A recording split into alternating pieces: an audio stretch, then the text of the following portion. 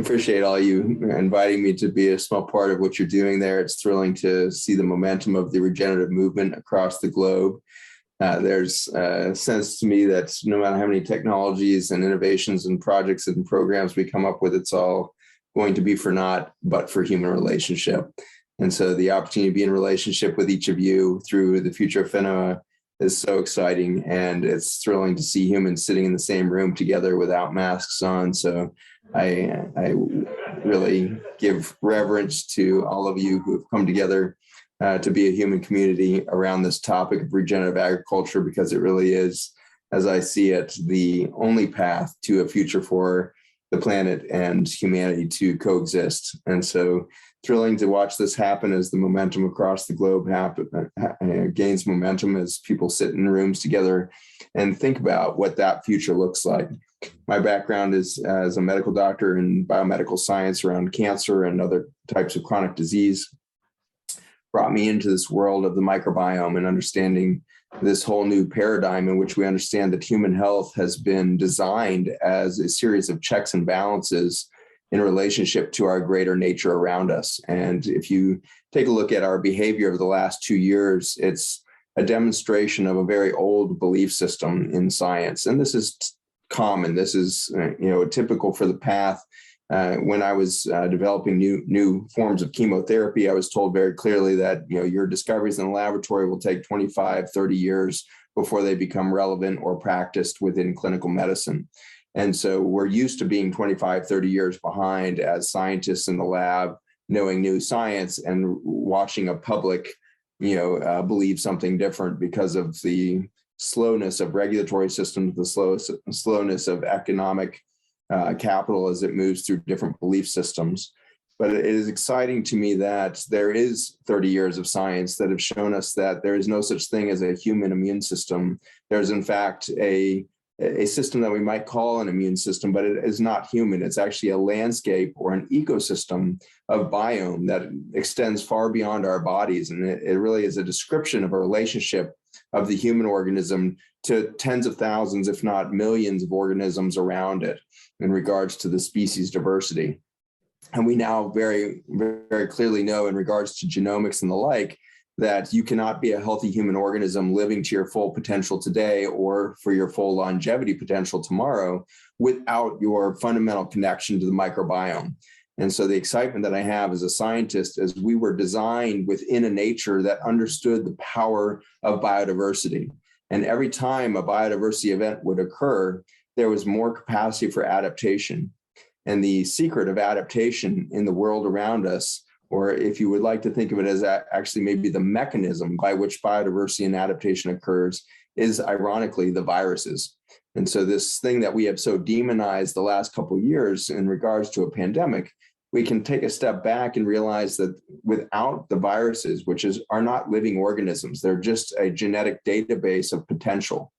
And so as we look across the globe, there's a potential of genomics that have emerged from the organisms on the planet, beginning with the single-celled organisms in our soil systems, and then in our lakes, rivers, oceans, and in the air around us, that is expressed as viruses, or these genetic sequences that are exerted out into the atmosphere around these organisms to define a new potential. And when we look at the way in which viruses are made or the speed at which they are produced, we know they are directly related to the stress of the organisms that we are looking to produce them. So as you put a planet under an extinction level stress, there is a vast new potential for life to occur in many new iterations, because the genes that are being expressed in the virome are new updates, new potential pathways for life and adaptation to occur to escape the very stress that's causing the need for viromic diversification. And so the virome, the database of viruses around the planet, are the expression of the potential of life on Earth. And when you're talking about regenerative food systems and regenerative agriculture, it's extraordinary to realize you're literally putting your feet on the potential of life within the universe that we would call planet Earth. And so this massive diversity and beauty that has emerged from the planet over the 4 billion year history of the rocks and minerals that live here, that 4 billion year history of life that started with single-celled organisms, it took 10 billion years of planetary history before we saw that first organism. But now, 10 billion years, and now the last 4 billion years, we've moved from the first single-celled organisms to the extraordinary biodiversity that we've seen exist on the planet, has largely been put into play by the stress of the planet on organisms. And so the planetary events of volcanoes and plate tectonics and tidal waves and everything else shaped the planet force these stress events on biology. And with each stress event, new viruses were expressed, updated the potential genetics of the environment, and we got more biodiversity, more beauty, and more intelligence with every iteration. We've been through 5 big extinctions on the planet and many, thousands of small extinction events, but 5 big dominant ones that, killed anywhere from 87 to 97% of life on Earth were the accelerators for life on Earth. And so those big extinction events, the last one being about 55 million years ago with the dinosaurs and everybody else famously going extinct there, that was the moment that we moved from the plant world of ferns to a leap forward to flowering plants and wildflowers, deciduous trees, and evergreens. And so we got into this completely different, potential for plant life.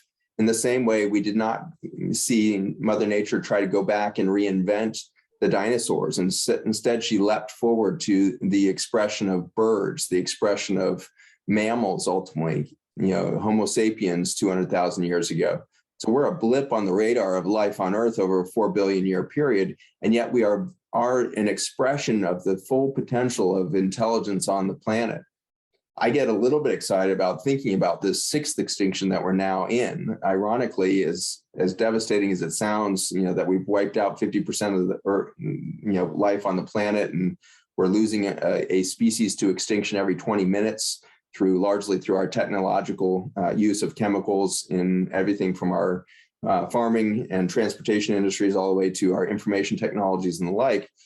We are devastating life, but in so doing, we are creating new potential on the planet. We are the existential threat that's forcing extinction, but unknowingly, we are creating new potential of life on the Earth.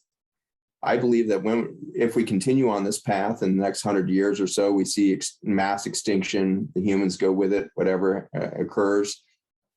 It will take us millions of years to see the rebirth, perhaps, if we do go ahead and acidify the oceans, as we're starting to see the trends spell out this extinction event.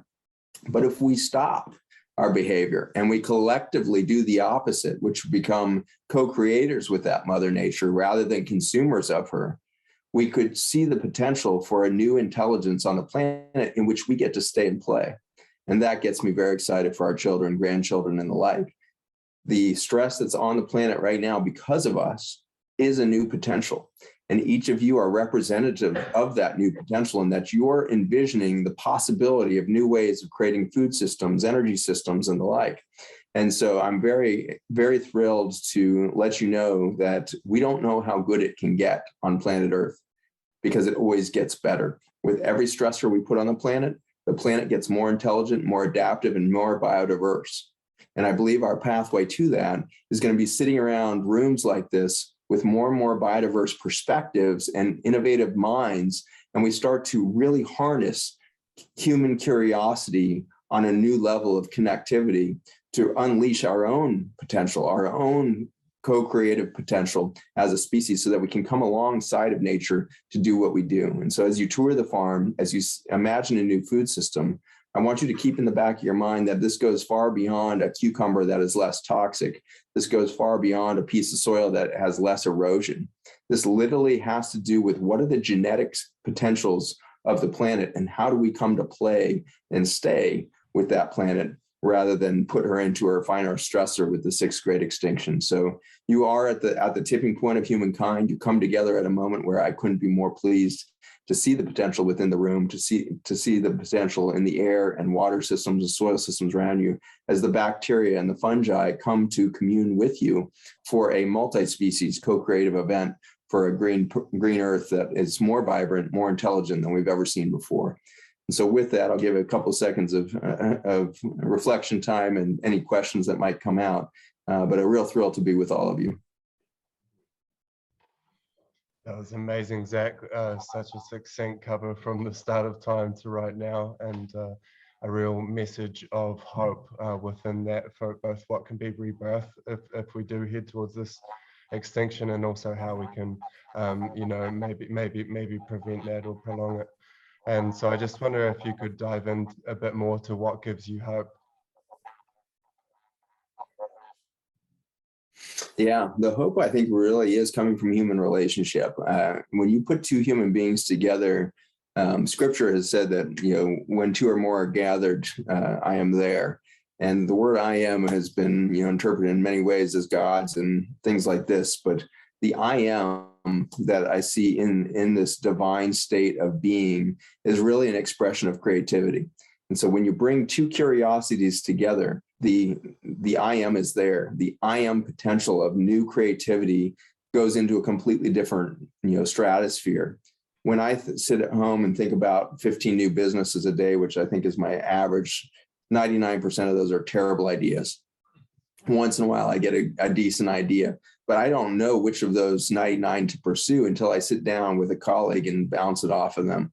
And so, and then see how that compares to their curious path and how that overlays. And so to see, dozens of you collected in a space, to be bouncing ideas off of each other, this is where the sparks will come for us to start to think beyond the cucumber to whole food systems, to whole systems of economy that at their base allow Mother Nature to play. And so I'm excited because we're seeing new technologies out there that are reflecting new human curiosity that shows our interest in putting nature at the fundamental base of what we call value. And so when we start to reimagine systems of currency, systems of communication, systems of economic modeling that allow Mother Nature to be the top line instead of some bottom line 1% for the 1% for the planet donation from a company that otherwise is spending 99% of its money destroying the planet, we have to flip the paradigm. We have to be 99% for planet Earth and 1% for humanity. And until we play out that flip of the switch, we're going to fail. But we're getting so close now where we see organizations reimagining themselves and remetricing their mission, their vision, their purpose to one in which Mother Nature is at that top line. And so I get excited when I see people together thinking about the potential of a future that looks different than today. And I get very excited when Mother Nature gets to sit at that table. Awesome.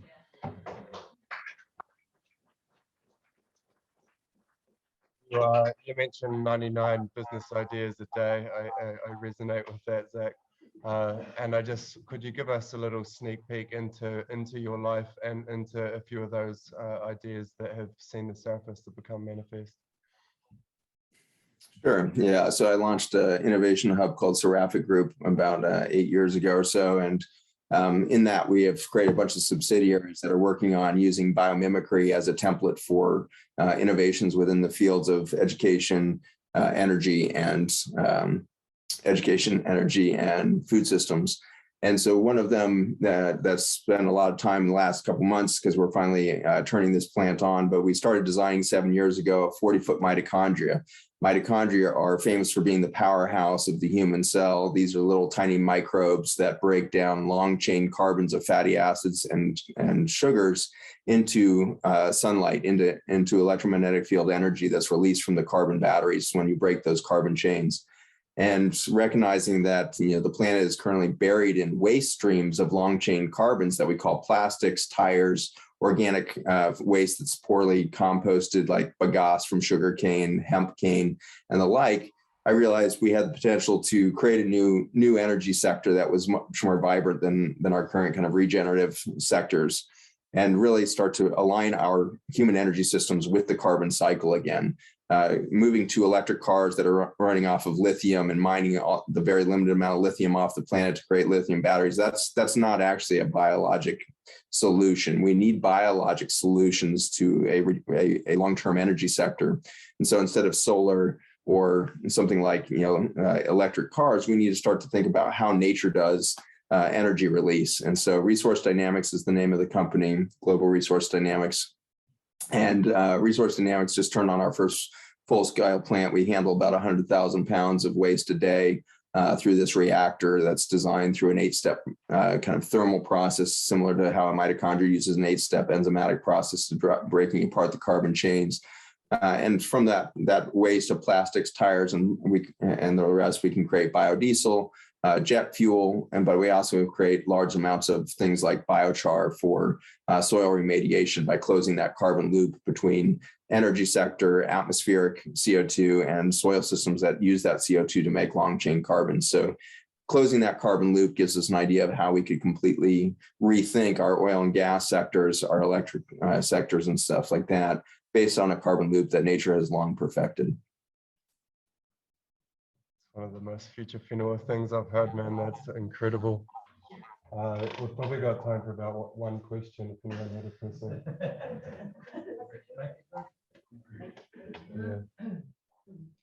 Yeah, I guess just is there any one final message that you would have for this audience or for a wider audience watching this later?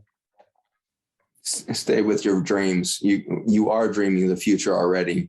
The ideas that are in your head, the dreams you dream at night, they really are literally our future. And so cling to those ideas and flesh them out with your colleagues. No dream is too big now. We can do things that we could have never done before. So things that have failed in the past, technologies that have failed in the past, they weren't at their right moment perhaps. And so do not be discouraged by the ideas and those little things that spark a moment of your North Star within you lighting up. Follow what lights you. It is your soul showing up at the tipping point of humanity. We have 7.9 billion souls that are animating 7.9 billion human bodies right now. That has never been that collection of energy on the planet, let alone human life. And so we have a massive potential for the future that has never existed simply by just the volume of energetics, the biophysics of being alive. We are the largest sector of life on the planet now as we start to compete with nematodes and earthworms and stuff and just the mass of humanity. And so we have the ability to do things that we could have never done before. We have technology to communicate our curiosity and the like at levels that we've never done before. So let's stay connected. Reach out. Seraphic Group as our for-profit company, our nonprofit there in the US, farmersfootprint.us you can find, but also we just launched farmersfootprint.org.au there in Australia, bringing those there. So we would love to create a farmersfootprint.New Zealand here coming up. So let's think about how we can bring these projects around the world under a single roof to synergize and accelerate perhaps. But reach out, stay connected. We have a huge group of farmers that are on Mighty Networks now through farmersfootprint.us. So join that group if you want. They've got like everything from poetry circles to kind of looking at, increases in the vibration of humans through the arts and through communication on that front, all the way to, of course, the typical think tanks on soil management and the like. So farmersfootprint.us, good place to get engaged. And we'd love to see that project spawn in New Zealand in a greater way. So you guys are already afoot. We would love to support it. Y'all take care. We're wiring up the mic back. Appreciate you there. Thank you so much. Thank you so much and stay connected. Bye.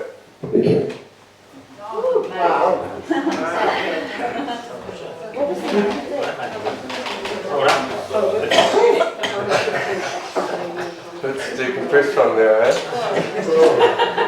Okay.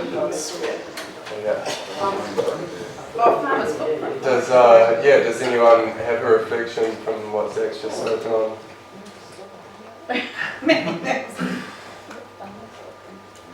The biological potential of the pressure that's being put on the planet as an opening for new evolution and expression is quite an interesting idea. It's quite okay to damage things because something else new will come, which is true, but it's not necessarily a good idea. Yeah, that part didn't resonate with me at all. Like, with every new stress we put on the planet, it gets more intelligent, more adaptive, and more diverse. Like, I mean, obviously that quote was within the context of something that made sense, but if you were to extrapolate that, it would be really problematic. It pretty much gives us license to do whatever the hell we want, which is going to be a good thing. And I think the context there is really important. Yeah, I think that's how will it be a good thing? Like, name something that humans have designed that like really ultimately resulted in a good thing? All kinds of brilliant ideas that get misused. You can't control that. That's right. And you just can't control that, but you could use it. You can use the fear so that you never try the good ideas. I think he makes the point also that humanity is not, we're not who we were. Our consciousness is changing. We're sitting in this room for a reason. Yeah. And the reason is that tsunami of consciousness change is hitting everybody in this room, and you just have to be at the sharp end of it. Good luck to you. But that people will think differently and imagine differently in that context. It's not like we're working with the same old crap we're working with 100 years ago. We're different. We are different crap. That's the point. And that consciousness shift makes all the difference to that concept. And we know what's true and what's false. If you're conscious, if you've got a soul that you're listening to, we know what's true and what's false. Yeah, you're aware. I like this focus on the future is inherently biological. That I feel like that's something that is relevant to the conversation that we're having as a group.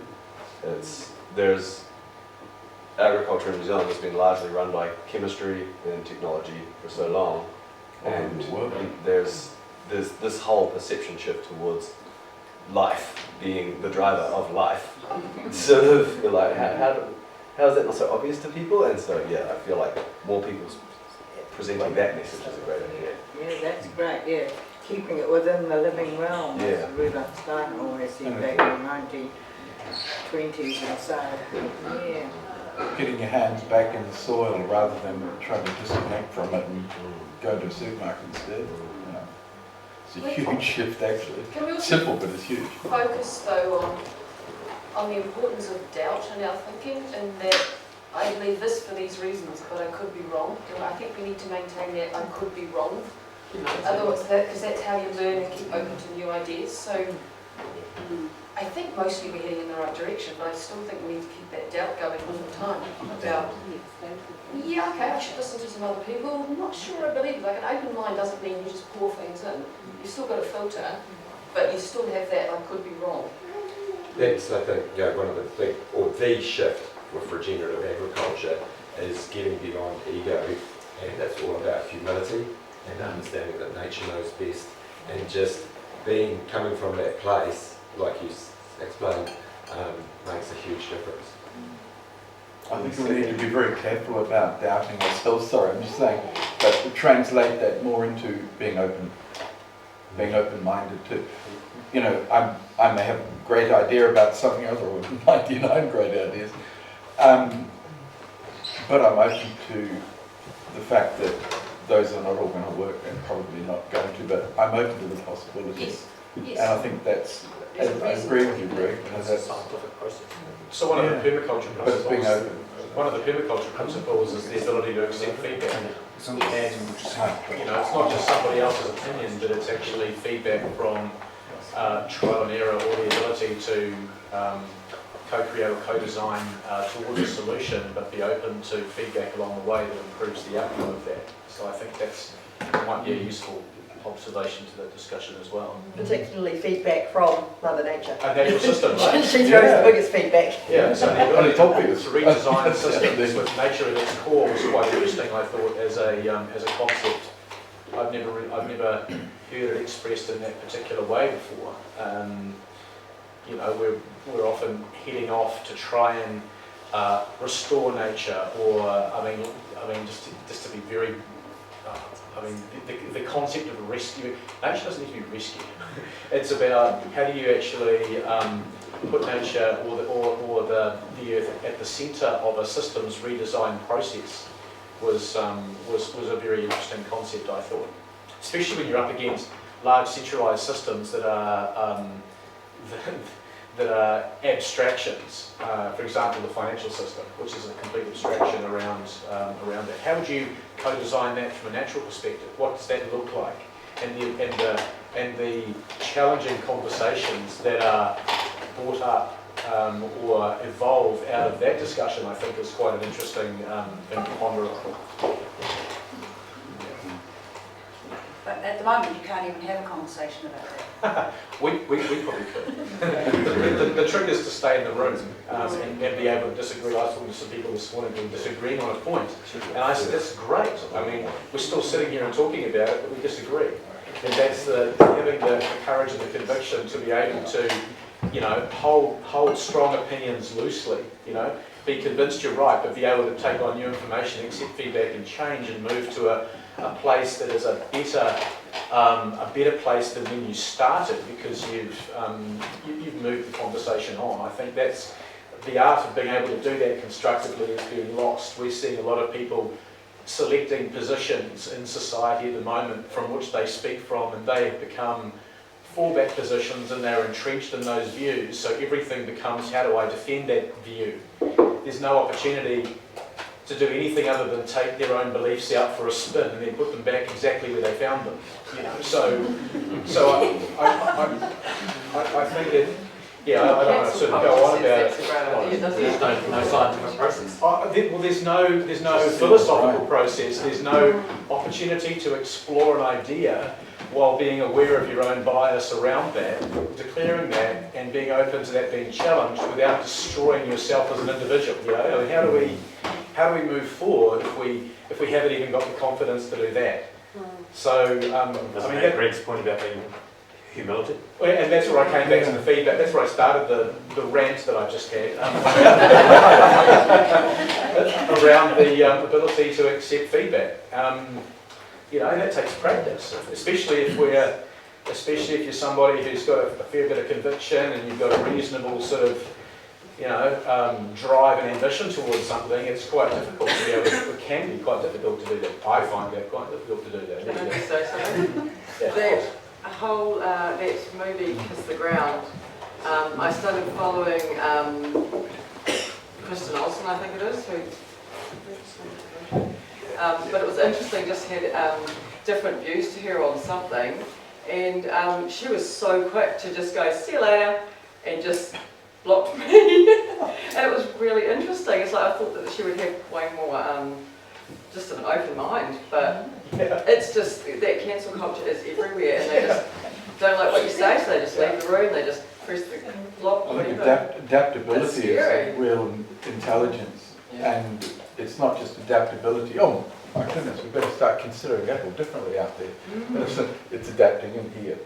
It's the ability to hold conflicting views in your head at the same time. Yeah. And that takes, that's called taking half a step backwards in your own head, in my own head sometimes, to hold those conflicting ideas unresolved. You know, not everything needs to be fixed, and it's in the not fixing of things and not rushing to solutions that I think that I'm able to then arrive at a better place by pondering them or speaking with people who don't agree with me, like my wife.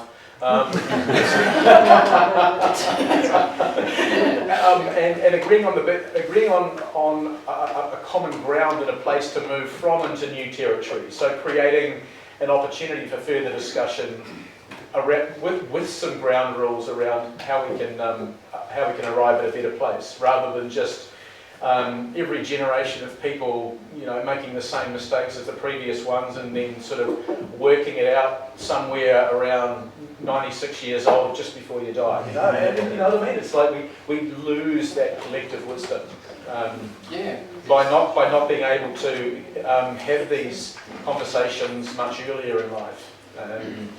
Yes, like what we want to work on, you know, it seems to be, it could be an inner work that everyone could do. It's flexibility, positivity and open-mindedness, which could bring forth actually change, because the only thing constant in life is actually change. And like he talked about, that was very interesting what a virus could bring. It's a different type of gene. It brings a change in the being. So when we catch it, you know, we are on a disease and we have to stop, and often we ponder about our lives, how could we heal? And it brings about the change. And if everyone could somehow, you know, jump on this inner work, and things could change and move forward, you know, and we could review concept, review any sort of ideas actually, and then how to implement this type of inner work on a worldwide scale. One of the things I've been looking into is how our culture has been engineered, and we've actually been marketed to to value ego and consumerism as part of that.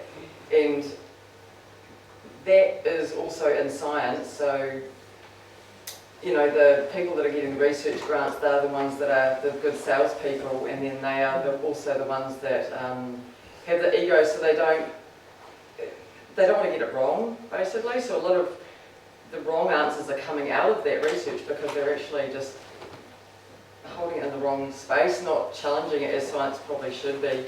Well, definitely should be. It should be stress testing hypothesis, and if you get it wrong, it's like, that's great, because then we know it's not that, but it's, instead of, oh, we got it wrong, it's like, oh, well, how can we use that then, because we've spent all this money researching it, so now we need to, maybe we could use it in a different way. And it's just an interesting way to look at it if you see that our culture has actually been engineered and that we've actually been taught to behave this way. We've become useful idiots in our own existence, right? We've ended up being co-opted in our own manipulation. It's a ridiculous situation when you think of it. Science can't be right or wrong. Science is a collection of theories that either support or do not support the hypothesis that's been put forward. I mean, the idea that science can be right or wrong is a very, very modern idea, and it tends to reside within the bank balance of the funder of the science, and that funder did not come up with the assertion that they were looking to prove. So, yeah, I think that's a very dangerous proposition when we consider science to be either right or wrong. It either proves or disproves or does not support a particular theory. And that's where science and philosophy are quite well aligned, in that they actually, it's a collection of thinking towards an idea, and that the science is never settled. I mean, it always distresses me when a scientist says, and it's usually a scientist that's been co-opted into a political sphere, says, oh, the science on this is settled. By definition, we're probably 100 years behind where we could be, because it's been hijacked by industry. So we've stayed in paradigms that we probably should have moved through, but we're still there because... I think we're still trying to work out why we're here, and we're still trying to solve the problems that we were trying to solve as feudal city-states in Europe 2,000 years ago. But a lot of this stuff was here 100 years ago. It was in the 1920s, 1930s, and we knew about so much of this metaphysical stuff and all this good stuff that we're learning about today and is coming through with the Redesigning. It was actually here in the 40s and 30s, but we've gone down that chemical route. I just fly a flag for scientists. I talk to them all the time. They're not inherently evil. No. I talk to plant and food and egg research people all the time using Dairy and Z, and they're mostly, well, they're all good people doing the best they can. No, it's the system, not the person. Definitely not the person. I was having a conversation the other day. She said, oh, okay, well, we didn't quite work as planned, but we've got lots of ideas, and now we'll do some more studies and see if we work it out. Like, they weren't trying to pretend that it worked when it had. I read an amazing book. Sorry. I read an amazing book by an Italian, Australian professor, Monica Gagliano, and she wrote a book recently called Thus Spoke the Plant. And it was her relationship with the plant that gave her the hypothesis on how to research a subject.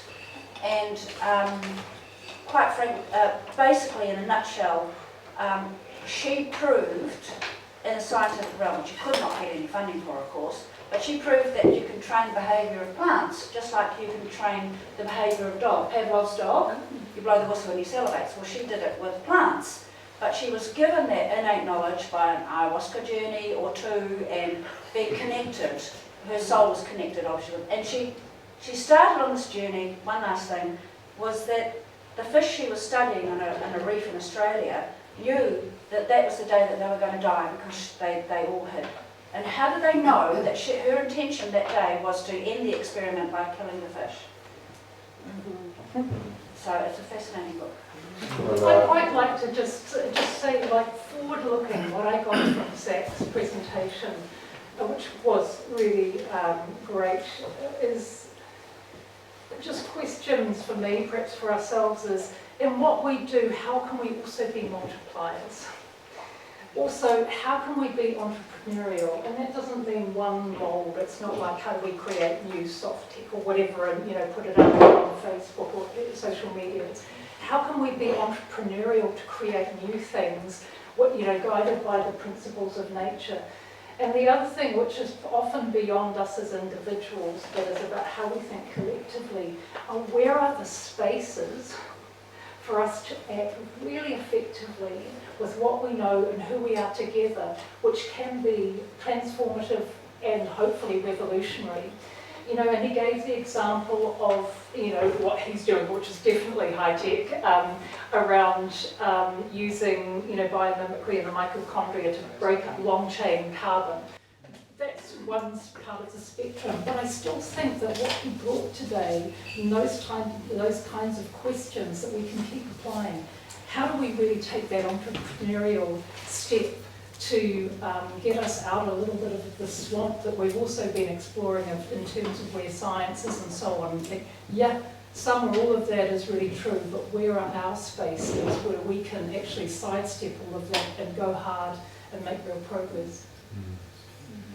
It's very, very well summarised. And yeah, you mentioned curiosity twice, and it was like that's sort of it, it's like how do we hold that doubt, and hold that humility, but also and approach the scientific dilemma.